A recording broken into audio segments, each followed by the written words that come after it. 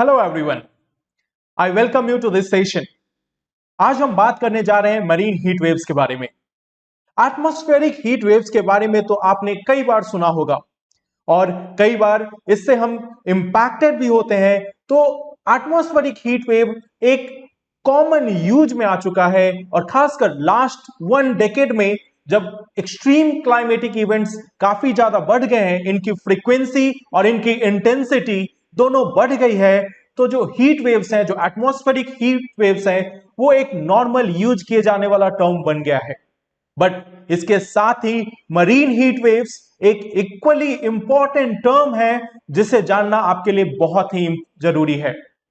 तो आज इस सेशन में हम लोग बात करेंगे कि आखिर मरीन हीट वेव्स है क्या, कहां पे ये मरीन हीट वेव्स आकर करते हैं और क्यों ये एक कॉज ऑफ कंसर्न है। Why these heat waves, why these marine heat waves are a cause of concern.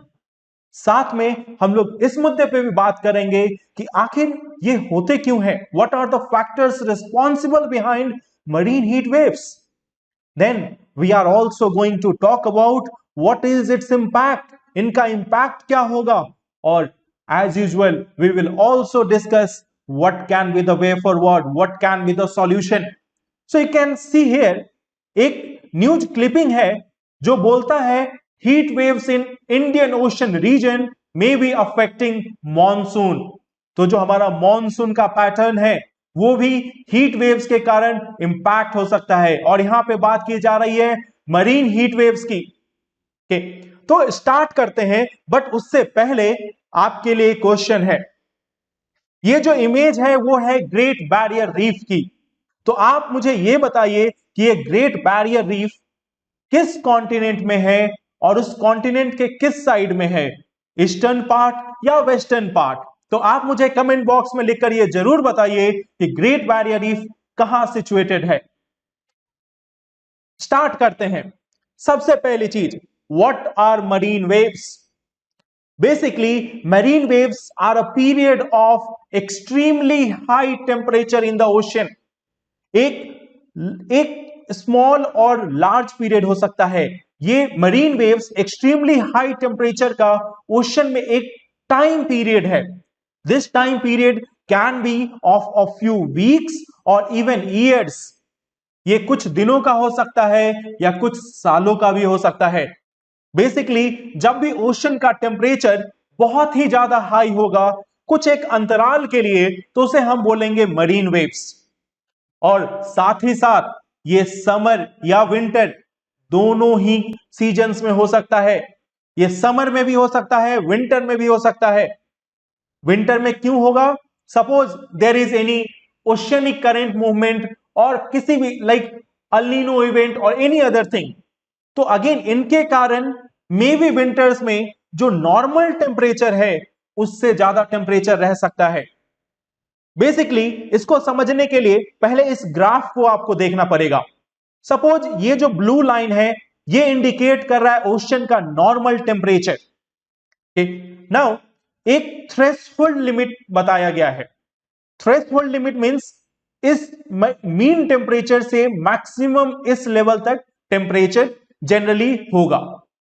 तो जब इस थ्रेशोल्ड लेवल को भी टेम्परेचर क्रॉस कर देगा, when the temperature of the ocean water will cross even this threshold level, then it can be called as a marine heat wave. अगर ये small period का है, अगर ये स्मॉल पीरियड का अगर 4-5 दिनों से भी कम का है तो उसे हम हीट स्पाइक बोलेंगे। अगर वो एटलीस्ट 5 डेज या उससे ज्यादा का है then we call it as marine heat wave. तो बेसिकली याद क्या रखना है, एक मान लेते हैं ये हमारा मीन टेम्परेचर है ओशन का। मीन टेम्परेचर अलग अलग सीजन में अलग अलग होगा, तो सीजन वाइज वेरिएशन है, उसी के अकॉर्डिंग हमारा एक थ्रेशोल्ड लिमिट भी है कि हाँ अगर मीन टेम्परेचर ये है तो हो सकता है कि थोड़ा बहुत टेम्परेचर इंक्रीज डिक्रीज कर सकता है। तो एक थ्रेशोल्ड लेवल के बाद अगर उससे भी ज्यादा टेम्परेचर इंक्रीज कर रहा है और एक 5 दिन कम से कम 5 डेज या उससे ज्यादा के लिए इंक्रीज कर रहा है तो वो हमारा मरीन हीट वेव होगा। अगर स्मॉलर पीरियड के लिए है तो that will be called as heat spikes.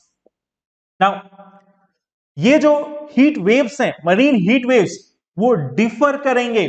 ऐसा कोई जरूरी नहीं कि हम एक टेम्परेचर बता दे कि इस टेम्परेचर से क्रॉस करने पे मरीन हीट वेव होगा, क्योंकि ओशन के हर पार्ट का टेम्परेचर हर टाइम के लिए अलग अलग होगा। कुछ एरियाज में हमें नॉर्मली ज्यादा टेम्परेचर मिलेगा, for example tropical area, but अगर हम टेम्परेट रीजन की बात करें तो वहां पे नॉर्मली जो टेम्परेचर होगा वो कम होगा। साथ ही साथ इवन जो हमारे सब ट्रॉपिकल एरियाज हैं, हो सकता है कि in the summer there temperature is higher, but winters में उनका टेम्परेचर कम होगा। तो दोनों डिफरेंट पार्ट ऑफ ईयर में, डिफरेंट सीजन ऑफ ईयर में मरीन हीट वेव्स का जो डेफिनेशन होगा वो अलग अलग होगा। तो एक हम टेम्परेचर का डिफाइन नहीं कर सकते कि हाँ किसे हम मीन टेम्परेचर या कंसीडर करेंगे, हर जगह पे हर लोकेशन पे वो वैरी करेगा। नाउ अब हम देखते हैं कि ये हीट वेव्स कहां कहां अकर कर रहे हैं, किसी खास पार्ट में, क्या ये सिर्फ ट्रॉपिकल एरियाज में है या कहीं और भी है। तो इस मैप पे आप देख सकते हैं, दिस दिस एरिया इज रफली और इक्वेटर, ये जो एरिया है वो रफली आपका इक्वेटर रीजन है।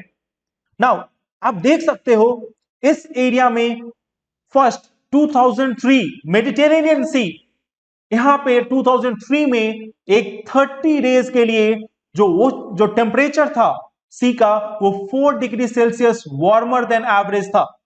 तो अगेन इसे कंसीडर किया जाता है one of the largest event on record in this Mediterranean reason.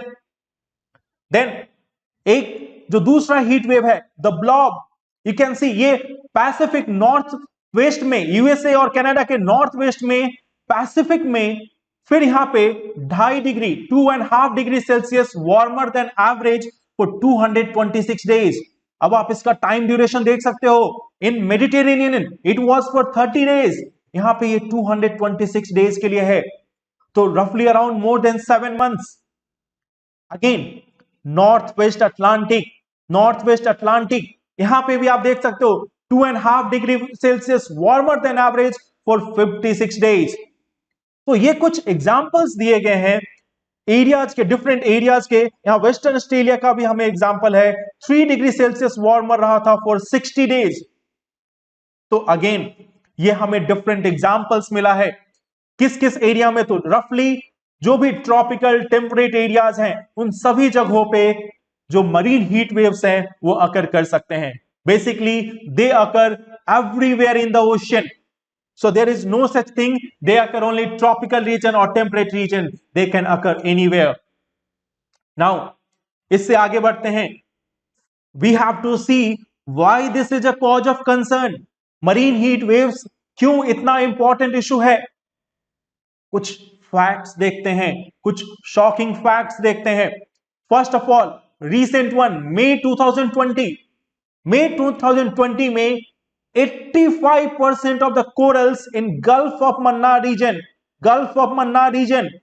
यहां पे 85% ऑफ कोरल ब्लीचिंग हुआ था due to heat wave in May 2020। मई 2020 में यहां पे 85% ऑफ कोरल्स ब्लीचिंग हुआ था। कोरल ब्लीचिंग क्या है? बेसिकली जब भी कोरल रीफ में से जो कोरल रीफ दो डिफरेंट ऑर्गेनिजम्स का एसोसिएशन है, जूसैंथली एंड कोरल पॉलिप्स, तो अगर कोरल पॉलिप्स जूसैंथली को एक्सपेल करते हैं, एक्सपेल क्यों करेंगे? Due to change in their surrounding, may be due to temperature, may be due to water, may be due to any other situation, may be pollution. तो जब भी कंडीशन एडवर्स होगा, coral polyps will expel away the zooxanthellae, और zooxanthellae responsible होता है corals के colour के लिए। तो जब जूसैंथली को एक्सपेल किया जाएगा तो कोरल रीफ का जो कलर है वो खत्म होता है, and it is called as coral bleaching. तो 85% कोरल ब्लीचिंग हुई थी गल्फ ऑफ मन्नार में मई 2020 में। तो you can see the extent of coral bleaching.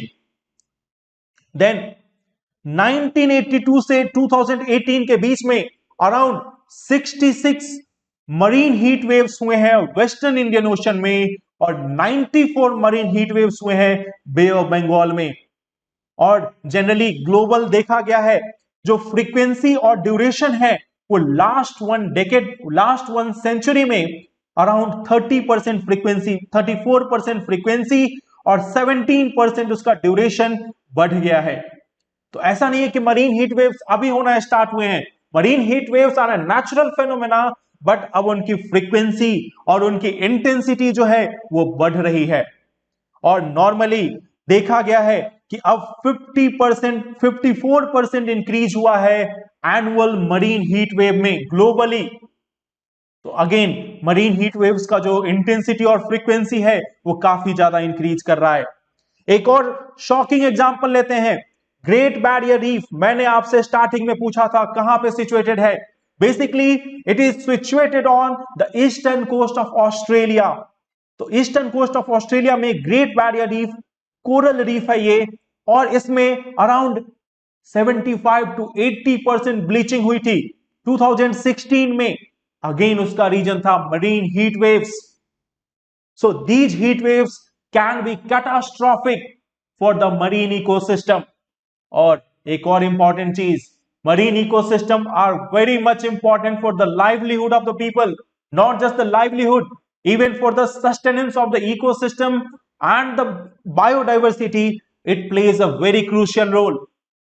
अगर हम कोरल रीफ की बात करें, coral reef are just only on a small fraction of total ocean surface and yet they contain रफली around 25% of all species of the ocean. तो एक बहुत छोटे से एरिया में कोरल रीफ है और उनमें लगभग 25% मरीन इकोसिस्टम जो डिफरेंट मरीन बायोडाइवर्सिटी है वो रिसाइड करती है। तो कोरल रीफ भी बहुत इंपॉर्टेंट है। तो let's see what are the factors responsible for marine heat waves. And इसमें जो हमारा पहला फैक्टर है, the first factor which is responsible for this is greenhouse gas emissions. तो हमें कुछ चीजें जाननी है। सबसे पहला, ग्रीन हाउस गैस क्या होता है एंड ग्लोबल वार्मिंग कैसे होती है। लेट अस सपोज ये हमारा अर्थ का सरफेस है और इस पे सोलर रेडिएशंस आ रही हैं। तो solar radiations are being incident on the surface of earth. तो जो सोलर रेडिएशंस आती हैं अर्थ सरफेस पे वो शॉर्ट वेव रेडिएशंस होती हैं। जब अर्थ पे ये रेडिएशंस आएंगी, earth will absorb it and then radiate it back.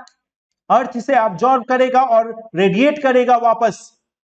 जब अर्थ इसे रेडिएट करता है तो इस केस में जो वेव्स रेडिएट होंगी अर्थ से वो लॉन्ग वेव रेडिएशन होंगी। नाउ बेसिकली अब होगा क्या, जो हमारा एटमॉस्फेयर है उनमें कुछ गैसेज होते हैं like carbon dioxide, water vapour, sulphur dioxide. अब ये जो गैसेज हैं, जब ये लॉन्ग वेव रेडिएशन अर्थ के सरफेस से रेडिएट हो रहा है स्पेस में, इन that case these gases will absorb these long wave radiations। और जब ये absorb करते हैं उन long wave radiations को तो एटमॉस्फेयर में हीट बढ़ेगा, मोर हीट। और ये जो हीट है ये रिस्पॉन्सिबल है अर्थ पे लाइफ को सस्टेन करने के लिए। अगर ये एटमॉस्फेयर में ये ग्रीन हाउस गैसेस नहीं होते, अगर ये carbon dioxide, water vapour, sulphur dioxide, अगर ये गैसेस नहीं होते या अगर ये इन लॉन्ग वेव रेडिएशंस को ट्रैप नहीं करते तो जो अर्थ का जो टेम्परेचर है वो बहुत ही लो होता and in that case survival would not have been possible. उस केसेस में लाइफ जो एग्जिस्ट कर रहा है अभी अर्थ पे वो शायद नहीं होता। तो ये जो ग्रीन हाउस गैसेस हैं ये अर्थ पे लाइफ के लिए बहुत ही एसेंशियल है। बट फिर अब हमें ये समझना है कि क्यों ये हार्मफुल हो गए। बेसिकली जब इंडस्ट्रियलाइजेशन हमने स्टार्ट किया, then we started to increase the emission of these greenhouse gases। Industrialization के साथ साथ ग्रीन हाउस गैसेस का एमिशन बढ़ता चला गया एंड जब ये ग्रीन हाउस गैसेस के अमाउंट जो है एटमॉस्फेयर में बढ़ गया तो हम समझ सकते हैं मोर एंड मोर हीट को वो अब्जॉर्व करेंगे। और एक बार जब ज्यादा हीट होगी तो मींस हमारा जो सरफेस, जो अर्थ पे जो हमारा टेम्परेचर है वो टेम्परेचर भी बढ़ेगा। और बेसिकली ये जो टेम्परेचर का राइज है इसे हम बोलते हैं ग्लोबल वार्मिंग। ये हमारा ग्लोबल वार्मिंग है। तो सपोज जब ग्रीन हाउस गैसेस की एमिशन बढ़ रही है तो डेफिनेटली एटमॉस्फेयर की वार्मिंग होगी। और जब एटमॉस्फेयर वार्म हो रहा है तो उसी के कांटेक्ट में है हमारा ओशन का सरफेस। जब एयर और वाटर एक दूसरे के कांटेक्ट में है, एयर में अगर ज्यादा हीट है तो वो डेफिनेटली ट्रांसफर होगा ओशन के वाटर में भी। तो अगेन सरफेस वाटर भी हीट होता जाएगा. So that is again responsible for marine heat waves. दूसरा फैक्टर ओशन करंट. अब ओशन करंट कैसे रिस्पॉन्सिबल है? सी, ओशन करंट क्या करते हैं? जो different area, ocean current is the movement of water. Ocean currents, अब सपोज इस एरिया में वार्म वाटर है, इस एरिया में वार्म वाटर है एंड इस एरिया में कोल्ड वाटर है. तो ओशन करंट जब मूव करेंगी तो ये वार्म वाटर को ट्रांसफर करते जाएंगे दूसरे एरिया में. तो अगेन जो ओशन करेंट्स है वो भी तो वार्म वाटर को कैरी करके दूसरे एरिया में लेकर जा रही है. सपोज ये जो हमारा नदर्न पार्ट है, ये टेम्परेट रीजन है, अगर यहां पे भी हमारा वार्म वाटर पहुंच रहा है तो नॉर्मली जो नॉर्मल टेम्परेचर है यहां पे वो कम होना चाहिए था, but due to oceanic current, due to movement of the hot water, warm water, this area will experience more and more warm water. और जब वार्म वाटर होगा तो मरीन हीट वेव्स होंगी. Oceanic currents are also responsible for marine heat waves. Second thing, El Nino. El Nino क्या है? Basically जब जो ये जो पार्ट, नॉर्मल जो ओशन के करंट का मूवमेंट है वो इस डायरेक्शन में है, normal ocean current is movement is in this direction, but जब अल नीनो ईयर्स होता है, इन दैट केस जो मूवमेंट ऑफ वाटर का डायरेक्शन है वो चेंज होगा. तो नॉर्मली ऑस्ट्रेलिया के ईस्टर्न कोस्ट पे वार्म वाटर होना चाहिए था, बट अब जो साउथ अमेरिका का जो वेस्टर्न कोस्ट है वहां पे वार्म वाटर जाकर डिपॉजिट होगा. एंड इन दैट केस, इस केस में यहां पे अगेन हीट बढ़ेगा. नॉर्मली यहां पे कोल्ड वाटर होना चाहिए था, बट अब यहां पे वार्म वाटर आ रहा है, तो अगेन इस एरिया के लिए मरीन हीट वेव की काम करेगा. हमने स्टार्टिंग में ही देखा था, ये डिफर करेगा प्लेस टू प्लेस, और from time to time marine heat waves different areas में अकर करेंगे. So again this is an example of El Nino impacting the marine heat waves. अब हमें यह जानना है कि इन मरीन हीट वेव्स का आखिर इंपैक्ट क्या होगा. What will be the impact of these marine waves? Now let us see. First thing, extreme weather. अगर मरीन हीट वेव्स होते हैं तो सबसे पहला वार्म वाटर होगा. अगर वार्म वाटर कहीं पे होता है तो it will increase the tropical storms and hurricanes formation. जो ट्रॉपिकल साइक्लोन्स का फॉर्मेशन है, जो हरिकेन्स का फॉर्मेशन है, वो अगेन बढ़ जाएगा क्योंकि लो टेम्परेचर क्रिएट होगा. You know the how the cyclones are form. सो अगर ओशन का टेम्परेचर राइज कर रहा है किसी एरिया में तो अगेन जो साइक्लोनिक एक्टिविटीज हैं वो बढ़ जाएंगी. सेकेंड इंपैक्ट, ओशन पे अगर हम देखें तो स्ट्रैटिफिकेशन. स्ट्रैटिफिकेशन का मतलब होता है formation of different layers according to density, temperature, salinity etcetera. तो नॉर्मली क्या होगा, जब मरीन हीट वेव्स होगी तो स्ट्रैटिफिकेशन बहुत ही ज्यादा प्रबल होगा.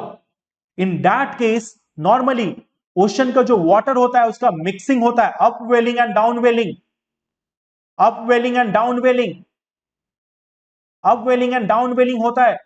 अपवेलिंग से न्यूट्रिएंट्स जो हैं वो ऊपर आते हैं, और जब डाउनवेलिंग होगी तो जो ऊपर का जो वार्म वाटर है वो नीचे ओशंस में नीचे की तरफ जाएगा. बट जब स्ट्रैटिफिकेशन बढ़ जाएगा, when there is more stratification in the oceans, तो जो बाउंड्रीज हैं, जो स्ट्रैटिफिकेशन की जो बाउंड्रीज है, जो थर्मोलाइन है, वो ज्यादा स्ट्रॉन्ग होगा. And in that case mixing of water is not as much usual और as much possible as in normal times. तो जब भी स्ट्रैटिफिकेशन बढ़ेगा मिक्सिंग ऑफ वाटर कम होगा, और मिक्सिंग ऑफ वाटर अगर कम होता है तो अगेन हम देख सकते हैं न्यूट्रिएंट का सप्लाई कम होगा. जो वार्म वाटर है वो एक जगह एक्यूमुलेट होता रहेगा, डाउनवेलिंग नहीं होगी, तो अगेन इसका डिजास्टरस इंपैक्ट होगा. Second thing, acidification. जब मरीन हीट वेव होगा तो हमारा ओशन का सरफेस टेम्परेचर बढ़ गया है, और अगर ओशन का सरफेस टेम्परेचर बढ़ गया है, in that case there will be more absorption of carbon dioxide. अगर ओशन का टेम्परेचर बढ़ता है ज्यादा कार्बन डाइऑक्साइड अब्जॉर्ब होगा, और ज्यादा कार्बन डाइऑक्साइड अब्जॉर्ब होगा मींस कार्बोनेट बने, कार्बोनिक एसिड का फॉर्मेशन होगा। Carbonic acid means acidification of the oceanic water.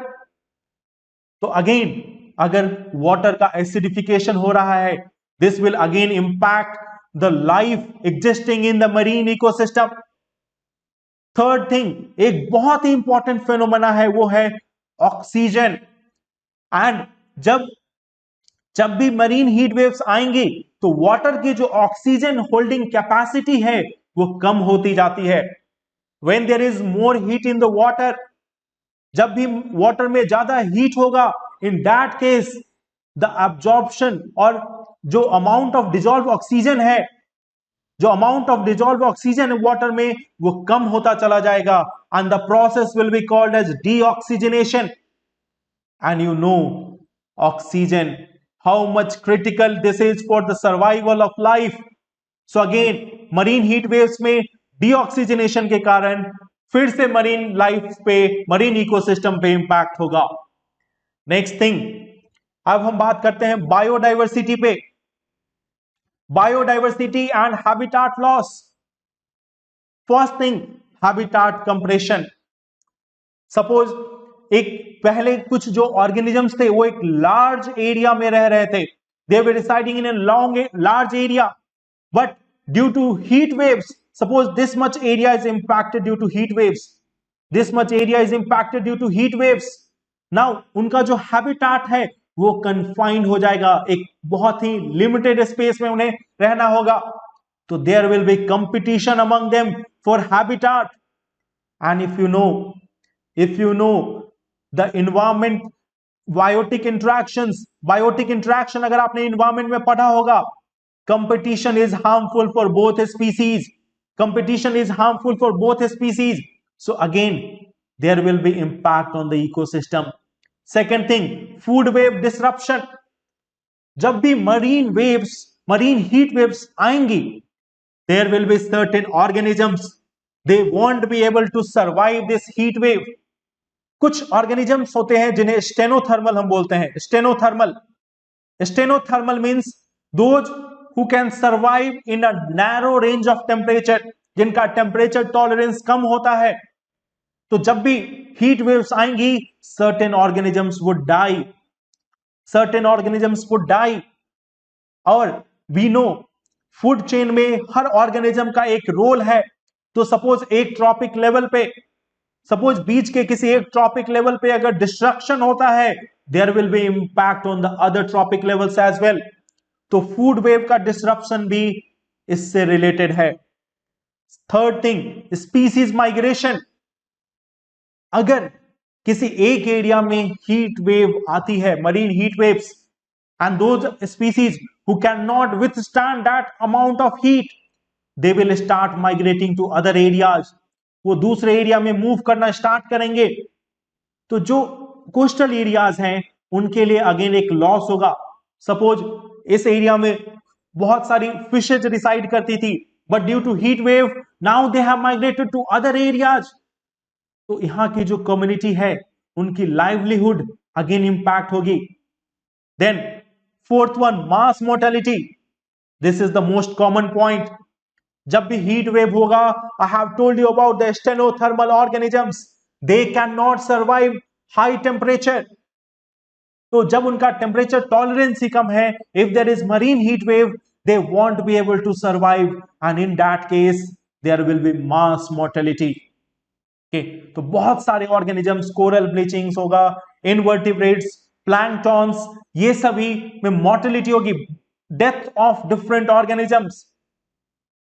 तो अगर बायोडाइवर्सिटी एंड हैबिटाट लॉस हो रहा है तो उसका इंपैक्ट इकोनॉमी पे भी होगा।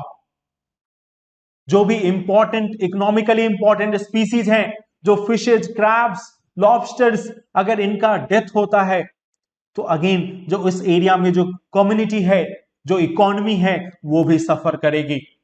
तो मरीन हीट वेव्स का इंपैक्ट वाइड स्प्रेड है। इसका इंपैक्ट इकोसिस्टम पे है, इसका इंपैक्ट वेदर फेनोमेना पे है, बायोडाइवर्सिटी पे है, एंड साथ साथ इसका सोशियो इकोनॉमिक कॉन्सिक्वेंसेस भी है। इसके बाद हम कुछ और इंपैक्ट देखते हैं।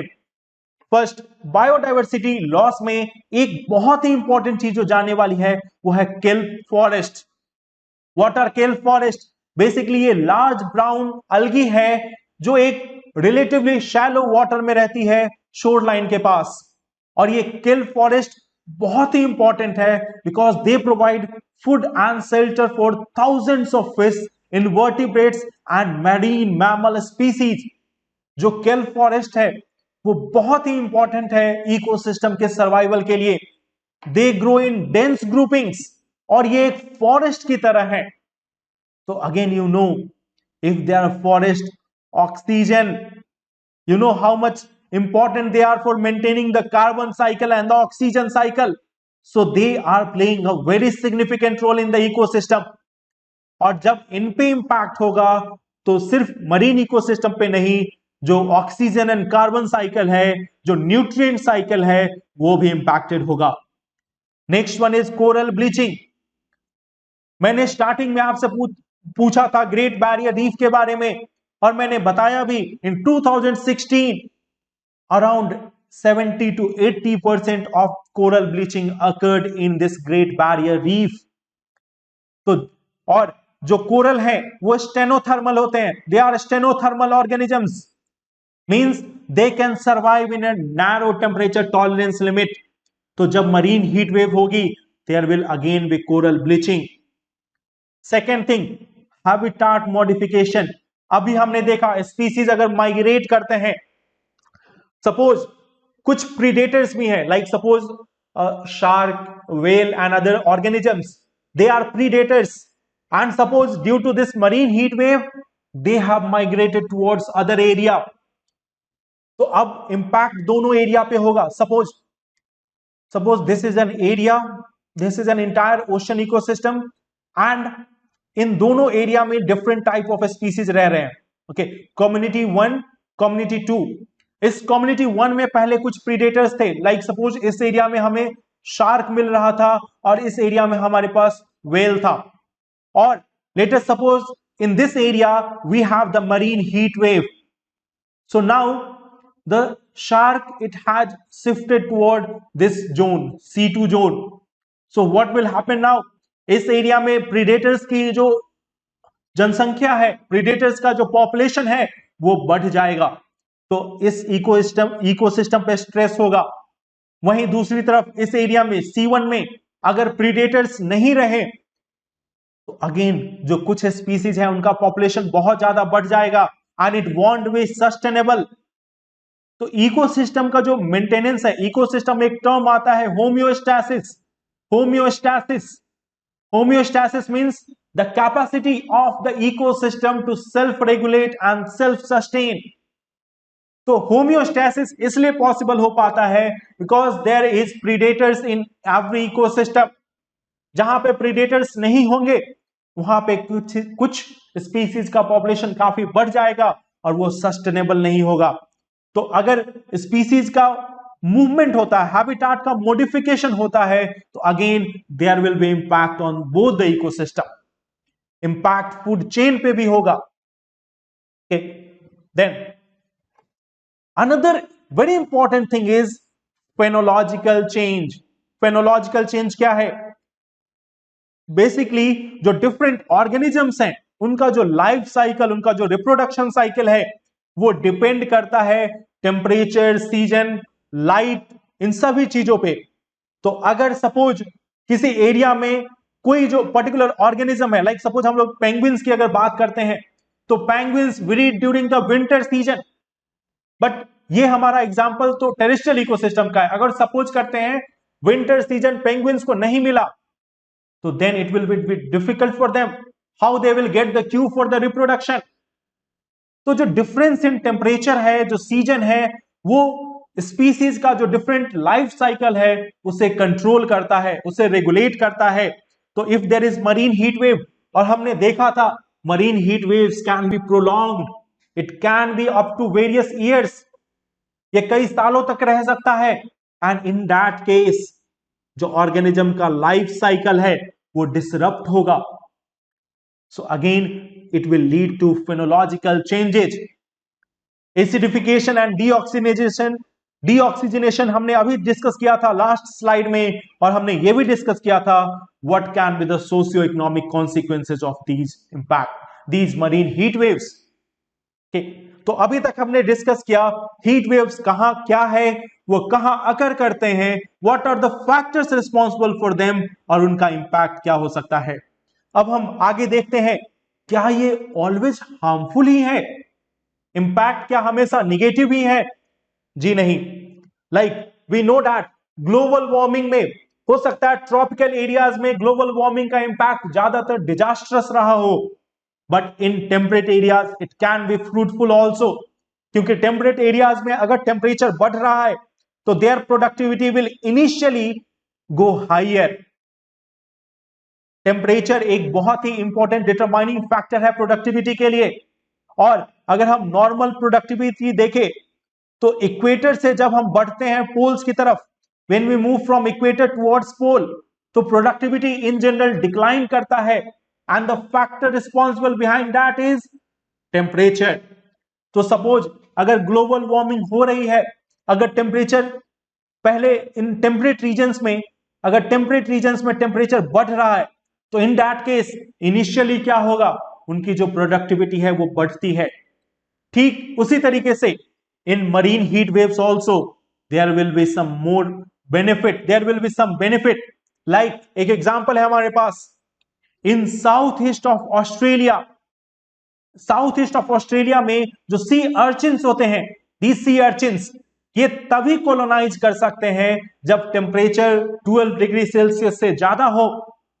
तो अगर विंटर्स में मरीन हीट वेव आती है, अगर टेम्परेचर 12 डिग्री सेल्सियस से ज्यादा होता है तो it will help them to colonise, उन्हें अपना पॉपुलेशन बढ़ाने में हेल्प कर सकता है marine heat waves.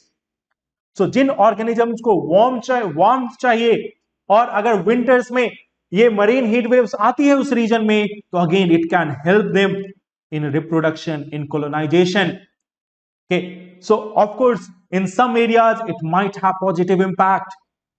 Okay, for example, जो हमारा कई बार ये भी देखा जाता है इकोनॉमिक व्यू से, जो हमारा आर्कटिक रीजन है या जो हमारा नदर्न पार्ट है, नदर्न हेमिस्फीयर का जो यूरोप के ऊपर का पार्ट है, Norwegian area, in that area again if there is marine heat wave, what will happen, it will melt the ice। और अगर आइस मेल्ट होता है, अगर आइस मेल्ट होता है तो in that condition it will open the road for transportation, it will open the road for transportation. So again that can be a positive impact of marine heat wave. But the larger, अगर हम larger picture देखें तो marine heat waves have more disastrous consequences than the positive ones. अब हम लोग बात करते हैं कि क्या इसे हम रोकने के लिए क्या कर सकते हैं। फर्स्ट थिंग, जो ओशन की जो वार्मिंग है उसे स्लो करना होगा। ओशन की वार्मिंग कहां से हो रही है? एटमॉस्फेयर के वार्मिंग से। एटमॉस्फेयर की वार्मिंग के पीछे क्या फैक्टर रिस्पॉन्सिबल है? ग्रीन हाउस गैसेस का इमिशन। तो when we are reducing the greenhouse gas emissions, when we are containing the temperature rise in the atmosphere, it will also slow down the oceanic warming. Second thing, अभी हमारे पास atmospheric heat waves के लिए काफी research है, but marine heat waves के लिए same level पे research नहीं किया गया है। तो again there is a need to build research capacity through funding of agencies and government और इंटरनेशनल एजेंसीज को फंडिंग देकर जो रिसर्च कैपेसिटी है मरीन हीट वेव्स के लिए उसे बढ़ानी पड़ेगी। And second thing, atmospheric heat wave को तो हम फील करते हैं, we are victim of that, so we know about that and we take action to mitigate the impact. But marine heat waves के बारे में अभी लोगों में जनरल अवेयरनेस नहीं है। तो first thing is there is a need to make people aware about this phenomena. Marine heat waves, normally whenever you are reading the NCERTs or any standard geography book, बहुत ही मुश्किल से आपको उसमें marine heat waves के बारे में इतना discussion मिलेगा। So again there is a need to increase the general awareness of these phenomena. मे भी ये हो सकता है कि आज से पहले आप में से बहुत सारे लोगों ने मरीन हीट वेव्स के बारे में नहीं सुना होगा, या आपने न्यूज़पेपर में अगर नहीं पढ़ा है तो आप नहीं जानते होंगे। Now think about this, you are one of the brightest people in the country, you are those people who are going to attempt the civil services examination. अगर आपको भी ये नहीं मालूम है तो you can think about the rest of the masses. So again, there is a need to increase the awareness about this phenomena. Then another important thing is we have to advance our technology for forecasting of marine heat waves. अभी marine heat waves का forecasting भी काफी difficult है, तो again हमें इसके लिए technology advance करनी होगी। लाइक एटमॉस्फेरिक हीट वेव्स के बारे में जो मेट्रोलॉजिकल डिपार्टमेंट है वो पहले से इंफॉर्मेशन देता है, तो उसी तरीके से हमें मरीन हीट वेव्स के लिए भी हमें फोरकास्टिंग टेक्नोलॉजी को इंप्रूव करना पड़ेगा। एट द सेम टाइम एक जो बहुत ही इंपॉर्टेंट लाइन आप इसमें बता सकते हैं, the countries of the world they need to adhere to their commitments towards the Paris agreement. जो पेरिस एग्रीमेंट में उनकी कमिटमेंट्स है उसे अडेयर करने की, उसे फुलफिल करने की कोशिश करनी होगी। डिफरेंट गवर्नमेंट्स को, डिफरेंट मल्टीनेशनल कॉरपोरेशंस को, इंडस्ट्रीज को, इन सभी लोगों को साथ में मिलकर काम करना होगा। साथ ही साथ जो सिविल सोसाइटी ऑर्गेनाइजेशंस हैं उन्हें भी काम करना होगा।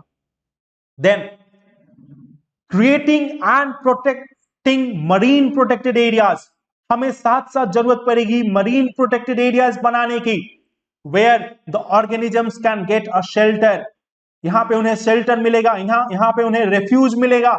Suppose due to this marine heat wave, if the species need some another habitat, some suitable habitat, we can direct them towards these marine protected areas. So again, we need to also create and protect the marine protected areas, जो एक refuge, जो एक shelter के लिए काम करे, coral, sea grasses और जो different other species हैं हमारे marine ecosystem में, उनके लिए एक shelter provide करे। साथ ही साथ we need to also enforce catch management और fishing restriction to help limit economic losses link to marine heat waves. जो फिशिंग है, जो हमारे लाइवलीहुड के लिए जो फिशिंग कम्युनिटी है, उन्हें भी हमें प्रॉपरली रेगुलेट करना पड़ेगा।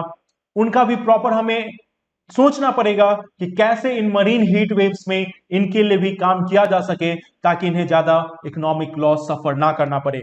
और मरीन प्रोटेक्टेड एरियाज होगा और सपोज एक लिमिटेड अमाउंट में वहां पे फिशिंग अलाउड होगी, तो again it can provide a certain, एक निश्चित एक जो लाइवलीहुड है वो वहां से उन्हें प्रोवाइड किया जा सकता है इन सस्टेनेबल मैनर।